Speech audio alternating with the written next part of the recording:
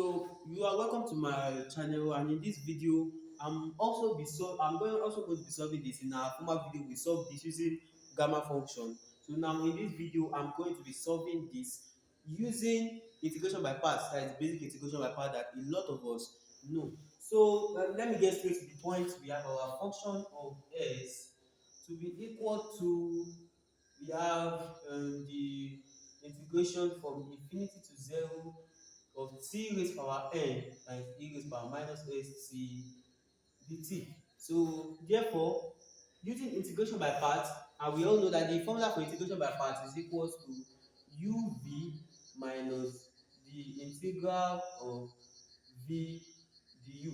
So we have our u, like we have our the integral of u dv. Yeah. The integral of u dv is equals to uv minus v du. So we find our u in this, and we find our dv in this. So that is simple. We put our u to be equals to t raised power n, and we put our dv to be equals to e raised power minus st. So what we do is we differentiate one and we integrate the second one. That is, we integrate dv and we differentiate u.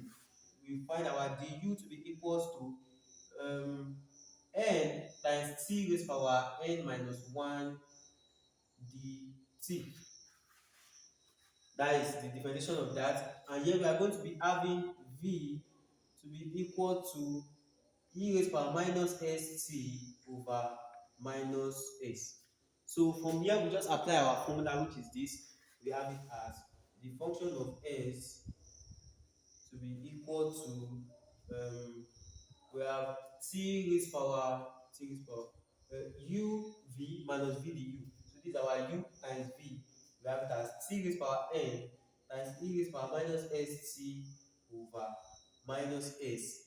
Let's not forget our infinity to 0. We should not forget that, because this integral actually has bonds. Like if this has a bond b to a here, that means the integration here is going to be carrying both b a, and here too is also going to be carrying b and a. That is just the law of integration. So t raised power n e raised power minus st over s, that is uv, then minus integral of v du, minus the integral from infinity to 0. Let's not forget the bounds. V du, v is equals to e raised power minus st, and du is this. So therefore we are having n times t raised power n minus 1 times e raised power minus st dt. Then we have this over minus s, that is minus s that is here. So since we are able to bring this out the way that it is, we do a little bit of simplification. Like, first of all, looking at this, we should already know that our answer is going to be 0. And I'm going to give you a reason why. That is, this entire part of the integration here is going to be 0.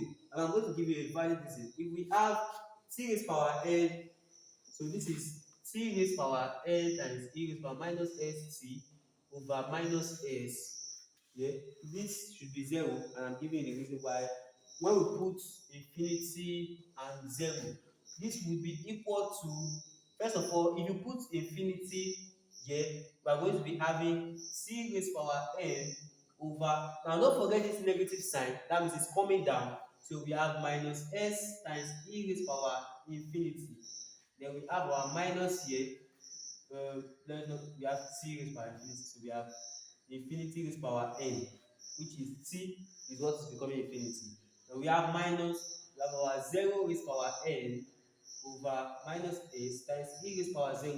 First of all, we know what happens when e raised power infinity becomes downward. We have it as equals to infinity raised power n over minus s times infinity. Now, the main problem here, which you might be looking at, is that, okay, infinity is up, infinity is down, you cancel it. The answer is actually no. You cannot divide infinities, because infinities are of different sizes. Some infinities are bigger than others. In set theory, infinities are actually bigger than others. So the main determinant of why this gave us zero is because e raised power infinity would reach infinity faster than infinity raised power n, than even cos infinity or sin infinity. E raised power infinity would reach infinity faster than them.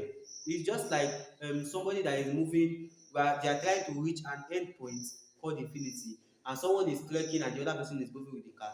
The person who is moving with the car is going to get there earlier, and it's that person that is going to be the main determinant of whatever is happening. So in this particular case, divided by infinity will become zero, and here that we have zero divided by anything, we have zero divided by minus s, e raised power zero is one, zero divided by anything is also zero, and that was the reason why this here gave us zero. This entire part here gave us zero. That is the explanation. So when next we see something like this, we know that it's zero. So from that we can have our minus. Now we have constant here, n and minus s. We can bring them outside of the integration. We have minus here, we have our n over minus negative s here. That is the integral from infinity to zero of c raised power n minus one e raised power minus st dt. So if we simplify this, let's not forget that f of s is the Laplace transform. We have the Laplace transform of c raised power n, which is f of s, which is our f of s here. Laplace transform of c raised power s, and this is what it gives us. So this is going to give us negative cancel negative. Here we have normally s n over s times the integral of from infinity. Now the point here, we are still going to continue with our integration, but the point here is that this here, looking at it, what does it look like to you? This looks like the Laplace transform of t raised power n minus one. So in some sense, we are trying to say that the Laplace transform of t raised power n here is equals to n over s times Laplace transform of t raised power n minus one. So in some particular sense, it means that the more you integrate, the more we find for. If we integrate this again, we are still going to have n raised power two over s square times the Laplace transform, not n raised power two, we are going to have n times n minus one here, n times n minus one over s square into Laplace transform of t raised power n minus two. And this is not actually magic, because this Laplace transform, this is what it is. So we repeat this again, we use integration by parts to integrate it, and when we integrate it, this is what we are going to get at the end of the day. And if we still integrate this one further again, we are still going to have n times n minus one times n minus two over, now we have s cube times the Laplace transform of the times the Laplace transform of t raised power n minus three. So we can see here that the value that we have here is the value we have here. I want you to see a particular pattern here. The value we have here is the value we have here, and here we are. This three here means that it was multiplied by the reduction of it three different times. So the only time that this is going to end, let me get a little bit of space. The only possible time that this is going to end here is when we are having the Laplace transform of t raised power n minus n. At that point in time, it's going to become the Laplace transform of t raised power zero, which will become the Laplace transform of one. That is the only possible time that t is going to end. So we are going to just use a little bit of logic here. A little bit of logic. This is a little bit of logic. So we are going to be having now the point where t is raised to power n minus n, what is s going to become? That will become in that place we are going to be having s raised to power n, like n minus n. That is when, let's say we have 3 raised to power 5. At the point where we have 3 raised to power 5, this is going to be n minus 5. So that is going to be 5 minus 5. So, and we know that when we had t minus 3, this was s cube. When we had t minus n minus 2, we had s squared. When we had n minus 1, we had s raised to power 1 in that particular scenario. So we have that. And now at the point where we have that, what is going to be our n?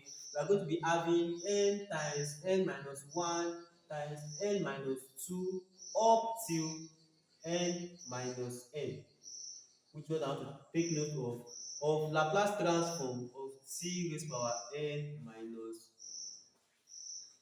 n. Now, we look at this up here, n times n minus 1 times n minus 2 up to n minus n. What does it resemble? It looks like when you are having 5 times 4 times 3 times 2, or we have 10 times 9 times 8 times 8 times 7 times 6 and so on up till the lowest point.